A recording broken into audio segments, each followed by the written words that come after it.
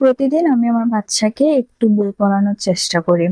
সকাল হোক, বিকেল হোক, রাত হোক, মানে যখন সময় পাই তখনই ওকে একটু বই নিয়ে বসানোর চেষ্টা করি। ইভেন ও যখন কান্না করে, যখন ওর খুব রাগ হয় তখনও চেষ্টা করি।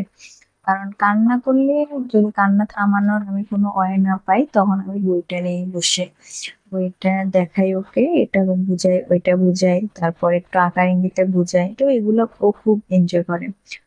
আপনারাও আপনাদের বাচ্চাকে একটু বই নিয়ে বসানোর ট্রাই করবেন। ওর এটা কোনো প্রেশার দিতে হবে না, ওকে একটু আস্তে আস্তে একটু অভ্যস্ত করতে হবে। আমি আস্তে আস্তে একটু ওকে অভ্যস্ত করছি। ও তো ছোট, কোনো কিছু পড়তে পারে না, ঠিক করে কথাও বলতে পারে না, বাট আমি একটু একটু ট্রাই করছি। একটু কোনো প্রেশার করছি না, যা করছি ওকে একটু দেখাচ্ছি, ওকে একটু বলছি এটা এটা, একটু কবিতা পড়ে শোনাচ্ছি, এটুকুই। তো এগুলা ব্যাপারগুলো খুব এনজয় করে। আস্তে আস্তে ছোটবেলা আরো বেশি করতো, বড় হতে হতে খুব দুষ্টু হয়ে যাচ্ছে, তাই একটু কমই করে। ছোটবেলায় কিন্তু আরো বেশি এনজয় করতো। হুম, এখন আস্তে আস্তে বড় হচ্ছে তো, বড় হলে সবাই একটু ফাঁকিবাজি হয়ে যায়, ও ফাঁকিবাজি হচ্ছে দিন দিন।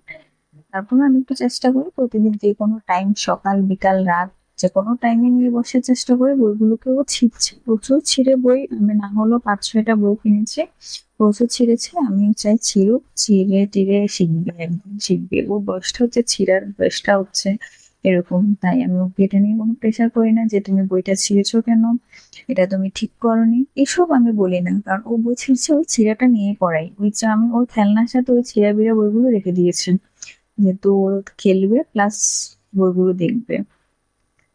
তো যাই হোক, সবাই আমার বাচ্চার জন্য আশীর্বাদ করবেন, অনেক অনেক বেশি আশীর্বাদ করবেন।